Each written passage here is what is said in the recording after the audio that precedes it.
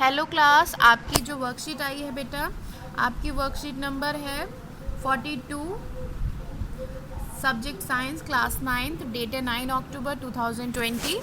तो बेटा आपने पिछली वर्कशीट में पढ़ा था बल तथा गति के नियम का तीसरा लॉ। आज हम पढ़ेंगे बेटा संवेग संरक्षण का नियम, ठीक है, जो कि किस पर आधारित है?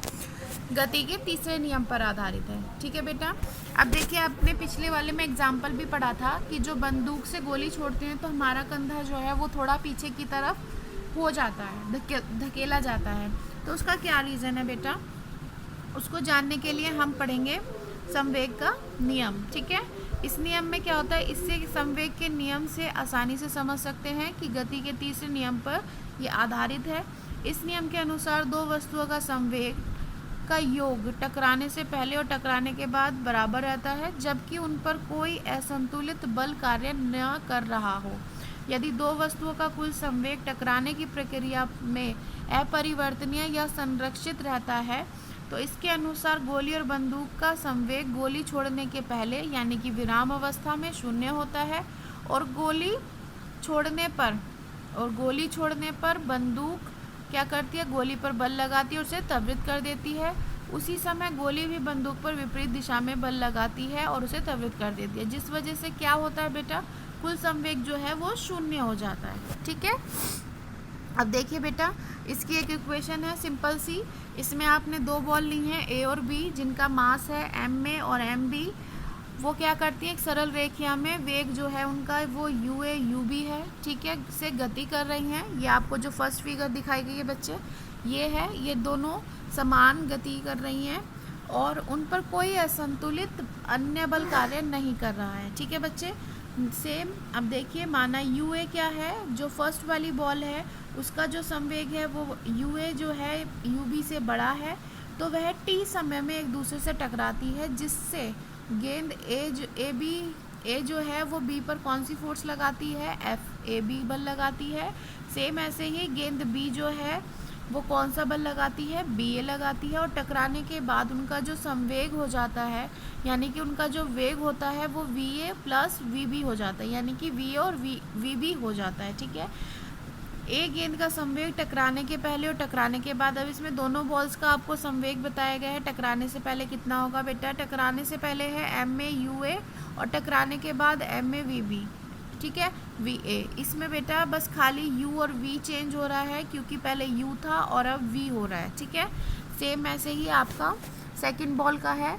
तो आप देखेंगे जब बॉल टकराती है तो टकराने का समय में कितना समय लगता है, उसका जो चेंज आता है बेटा वो V A minus U A by T. ठीक है, बाकी आपको पता ही है, सेम वही फॉर्मूला यूज़ हो रहा है।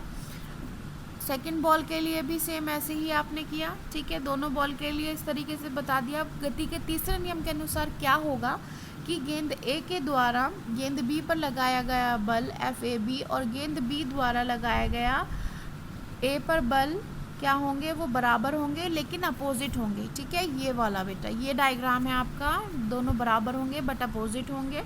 तो उसको इक्वेशन के तौर पे हम कैसे बता सकते हैं, हम इस तरीके से लिख सकते हैं, M A V A minus U A by T minus M B bracket में V B minus U B by T. ठीक है, ये आपकी इक्वेशन हो गई। तो आप जो लास्ट में निकल के आता है बच्चे, ये आता है M A U A plus M B U B, यानी कि पहले वाले का टकराने से पहले वाला और टकराने के बाद वाला वो क्या हो गया, दोनों बराबर हो गया। तो इससे हम क्या पाते हैं कि गेंद ए और बी का कुल संवेग और उनके टकराने के बाद का कुल संवेग नहीं बदलता और ये संरक्षित रह जाता है, यानी कि सेव हो जाता है। ठीक है, तो बेटा ये बहुत ही ईजी टॉपिक है और 5 मार्क्स में क्वेश्चन ज़रूर आता है इस टॉपिक से, और ये बहुत ईजी है, आपको कुछ इसमें ज़्यादा करना भी नहीं है, कॉमन सा क्वेश्चन है। अब देख लीजिए इसके कुछ क्वेश्चंस हैं बेटा। फर्स्ट क्वेश्चन है इसमें आपका संवेग संरक्षण का नियम लिखिए।